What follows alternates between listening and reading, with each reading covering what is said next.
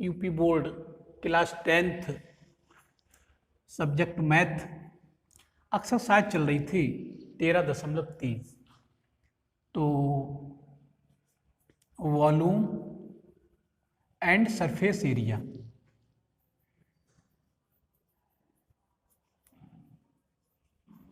ये एक्सरसाइज चल रही थी, ठीक है। तो इसके मैं आप लोगों के लिए 5 क्वेश्चन करवा चुका हूं। क्वेश्चन नंबर 6 की ओर बढ़ते हैं। क्वेश्चन 6 में क्या कहा है, ध्यान दें। विमाओं 5.5 सेंटीमीटर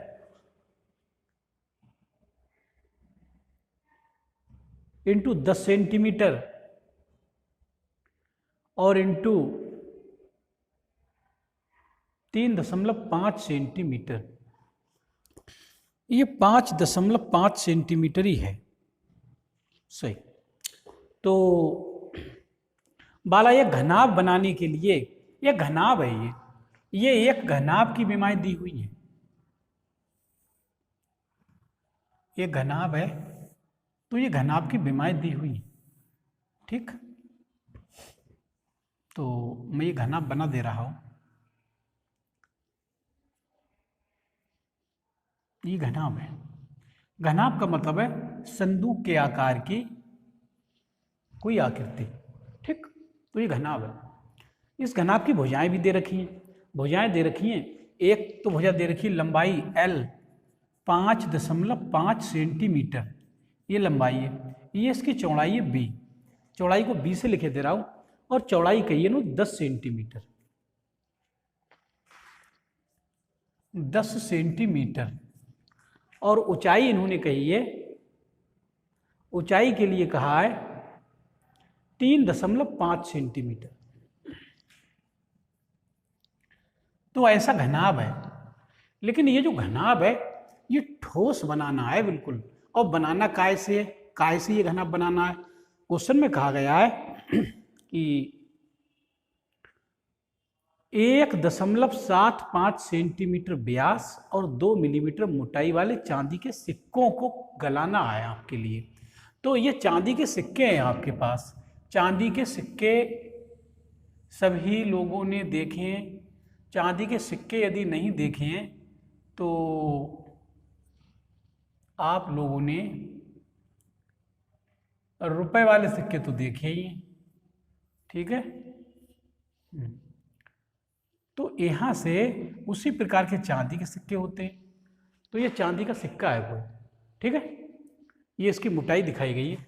तो इसकी जो रेडियस है, रेडियस है वो है, व्यास दे रखा है 1.75, 1.75 व्यास दे रखा है। तो रेडियस इसकी आधी हो जाएगी, इतने सेंटीमीटर रेडियस हो जाएगी। और इसकी मोटाई भी दी है, मोटाई, तो मोटाई दी है इन्होंने 2 मिलीमीटर। 2 मिलीमीटर है, 2 को 10 से भाग कर दे रहा हूं, फिर ये सेंटीमीटर में कन्वर्ट हो जाएगी। तो 2 मिलीमीटर थी, मैंने 10 से भाग कर दिया, सेंटीमीटर बना दिए इसके। तो मोटाई है। अब एक बात बताओ, ये सिक्के हैं आपके पास, तमाम सिक्के हैं, सिक्कों की संख्या निकालनी है हमारे लिए, कितनी है। तो मैं ये भी मान ले रहा हूं, माना ये n सिक्के हैं, ये ऐसे n सिक्के हैं ऐसे। तो n से एक सिक्के का आयतन निकालूंगा, n सिक्कों से गुणा करा दूंगा, तो n सिक्कों का आयतन आ जाएगा निकल के। तो क्वेश्चन में कह रहे हैं ये जो सिक्के हैं, तमाम सिक्के आपके पास में, इसे पिघला के एक ठोस आपने बनवा लिया, ईंट बनवा ली एक बोले ऐसा करो, हमारे पास जो तमाम सिक्के हैं तो तमाम सिक्कों को हटा के इनकी सीधे गला के एक ईंट बना दो आराम से। तो ईंट घनाभ के आकार की होती है ना। तो आपने तमाम सिक्कों को गलवाया और एक ईंट बना लिया आपने, ये ईंट ही है, ये मान के चलो। तो कितने सिक्के आपको गलवाने पड़ेंगे कि ऐसी ईंट बन जाए जिसकी लंबाई 5.5 सेंटीमीटर हो, चौड़ाई 10 सेंटीमीटर हो, ऊंचाई 3.5 सेंटीमीटर हो। तो कितने सिक्के गलवाने पड़ेंगे ऐसी ईंट बनाने के लिए। तो मैं मान के चलाऊं n सिक्के गलवाने पड़े आपके लिए, ठीक है। तो n सिक्कों का आयतन जो होगा वो इस घनाभ के आयतन के बराबर होगा, क्योंकि जब एक चीज से दूसरी चीज बनाई जाती है कोई, तो उनके आयतन ही बराबर होते हैं। जो मटेरियल इसमें लगा हुआ है वही मटेरियल इसमें लगा हुआ, ठीक। तो मैं लिखूंगा n सिक्कों का आयतन बराबर घनाभ का आयतन, ठीक। तो पहले एक सिक्के का आयतन निकाल ले रहा हूं यहां से। एक सिक्के का आयतन, एक सिक्के का आयतन, एक सिक्के का आयतन जो होगा, अब सिक्का है कैसा, सिक्का जो होता है वो बेलनाकार होता है। बेलनाकार क्यों होता है? अगर आप तमाम सिक्के ऊपर नीचे रख दो ऐसे ऐसे तो एक बेलन बन जाएगा, बन जाएगा तो बेलनाकार ही तो है। एक सिक्के की बात कर रहे हैं तो है तो बेलन ही, लेकिन ये ऊंचाई कम हो गई उसकी, केवल ऊंचाई थोड़ी मोटाई में बदल गई उसकी, तो उसकी ऊंचाई कम होगी, ऊंचाई इतनी होगी उसकी और रेडियस इतनी है बेलन की, तो है तो वो भी बेलन, तो बेलन का ही आयतन लगेगा। एक सिक्के का आयतन का सूत्र लगा रहा हूँ, आयतन होता है बेलन का पाई आर स्क्वायर एच। तो यहाँ एक सिक्का की बात करी गई है, पाई तो ऐसे ही, आर रेडियस इसकी है 1.75/2, ये इसकी रेडियस है। इसका स्क्वायर है तो 2 बार लिखा जाएगा, इसे 2 बार लिखा जाएगा, तो मैंने इसे 2 बार लिख दिया है। और इंटू एच, एच का मतलब है इस सिक्के की ऊंचाई मतलब मोटाई, तो मोटाई इसकी 2/10 है, मोटाई 2/10 है। तो इतने घन सेंटीमीटर आयतन एक सिक्के का होगा, तो n सिक्कों का आयतन कितना होगा? इसलिए n सिक्कों का आयतन, n सिक्कों का आयतन, तो n सिक्कों का आयतन निकालने के लिए हम इसमें n से गुणा करा दे रहे हैं, तो n से गुणा करा दी, पाई का मान भी लगा दे रहा हूँ 22/7 लगा दिया ये, और ये भी 1.75/2 इंटू 1.75/2 और इंटू 2/10।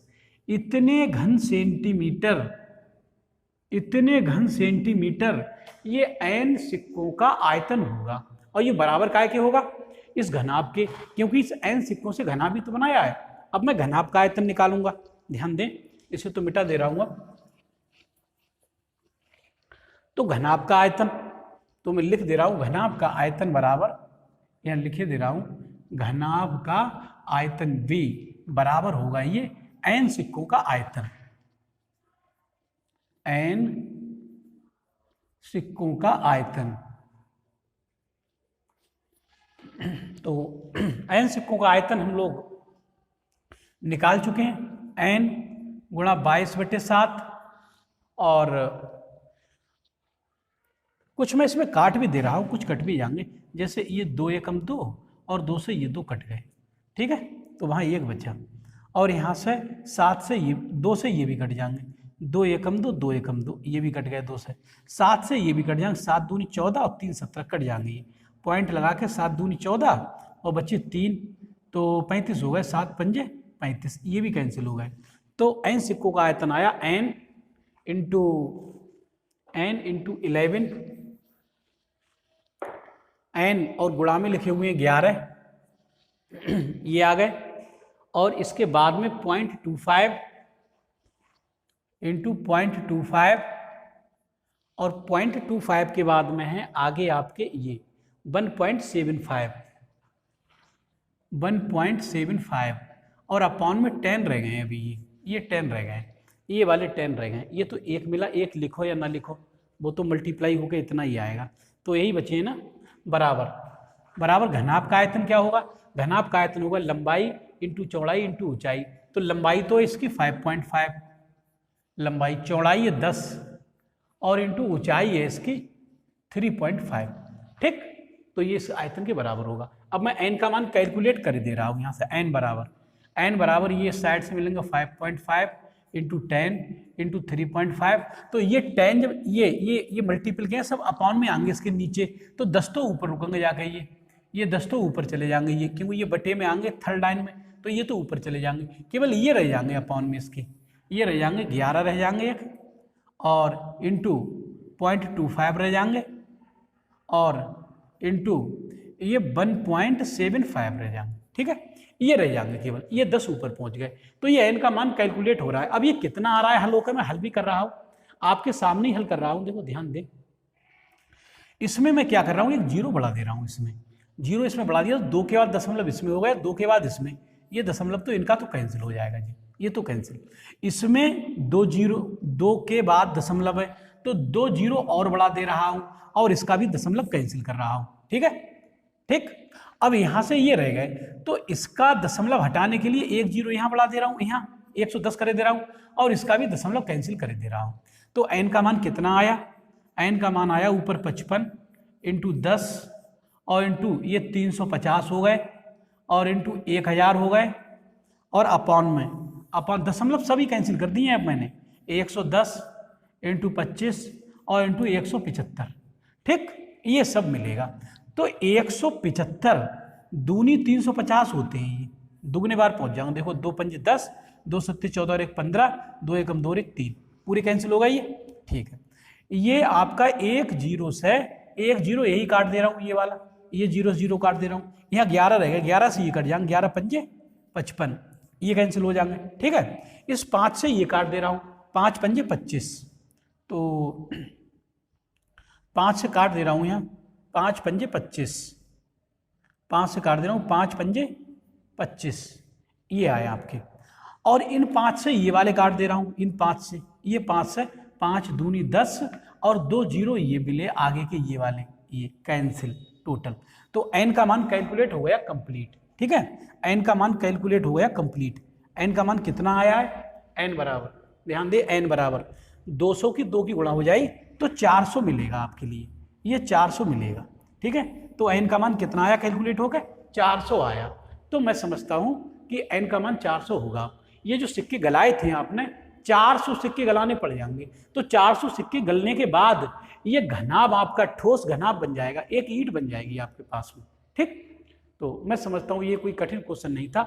मैंने n सिक्कों का आयतन निकाला और इसमें घनाभ के आयतन के बराबर रख दिया, वहां से n का मान निकाल लिया, तो n सिक्कों की संख्या थी, तो सिक्कों की संख्या निकल के आ गई, ठीक। तो मैं समझता हूँ ये क्वेश्चन अब आपकी समझ में आ जाना चाहिए। इस वीडियो में इतना ही। वीडियो को लाइक कर दें, चैनल को सब्सक्राइब कर लें और मेरे द्वारा पढ़ाई जाने वाली इस वीडियो को यार दोस्तों में भी शेयर कर दें, जिससे गरीब और कमजोर वर्ग के छात्र भी इस निःशुल्क, सस्ती और मुफ्त शिक्षा से लाभान्वित हों और भविष्य में एक अच्छे गणित छात्र के रूप में जाने जा सके। इस वीडियो में इतना ही। धन्यवाद।